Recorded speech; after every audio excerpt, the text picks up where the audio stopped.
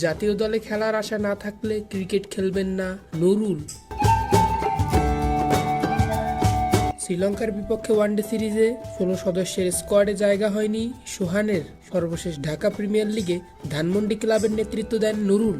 ১১ ম্যাচে ২ সেঞ্চুরি ও ২ ফিফটিতে ৫৮ গড়ে ও ৯৩.৫৫ স্ট্রাইক রেটে ৫১২ রান করেন।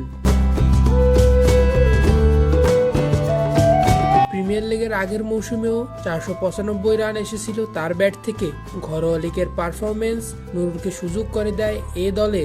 চট্টগ্রামে সাংবাদিকদের নুরুল বলেন, কয়েক বছর ধরেই ৫০ ওভারের ম্যাচগুলো ভালো যাচ্ছে, ঘরোয়া ক্রিকেটের মৌসুমগুলোও ভালো যাচ্ছে। শেষ যখন ওয়ানডে খেলেছি তখন ভালো করেছিলাম।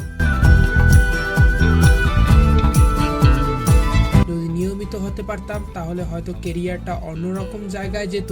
জাতীয় দলে নিয়মিত না হতে পারায় নিজের কষ্ট লুকাননি নুরুল। অবশ্যই আক্ষেপ ওই জায়গায় আছে, ওই সুযোগটা হয়তো নিতে পারি নাই, যে কোনো কারণে আক্ষেপ থাকবে। যেহেতু জাতীয় দলে খেলা একটা গর্বের ব্যাপার, যখন জাতীয় দলে খেলার ওই স্বপ্নটা বা আশাটুকু থাকবে না, তখন আর ক্রিকেট খেলবো না।